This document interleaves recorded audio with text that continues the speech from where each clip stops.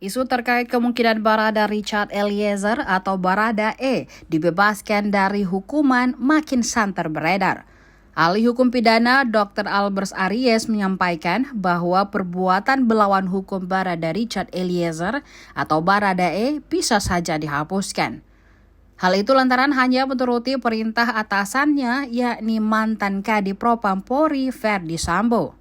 Pendapat tersebut dilontarkan Aries saat dihadirkan sebagai saksi ahli pidana yang meringankan Barada E di Pengadilan Negeri Jakarta Selatan pada Rabu 28 Desember 2022.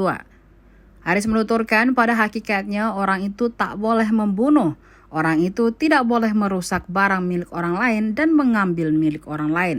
Tetapi karena perintah tersebut, elemen dari perbuatan melawan hukum dihapuskan. Kata Aries, hal tersebut juga diatur dalam pasal 51 KUHP. Menurutnya, aturan tersebut bisa menjadi dasar Barada E menembak Brigadir J karena perintah dari atasannya. Albert menjelaskan alasan dalil hukum tersebut bisa digunakan Barada E.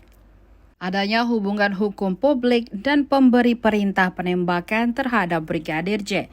Aries menambahkan ketika perintah jabatan diberikan ada hukum publik yang terjalin antara pemberi perintah.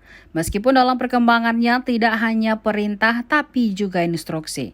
Sementara itu, hubungan antara yang diberikan dan pemberi perintah tidak harus berstatus sebagai pegawai negeri.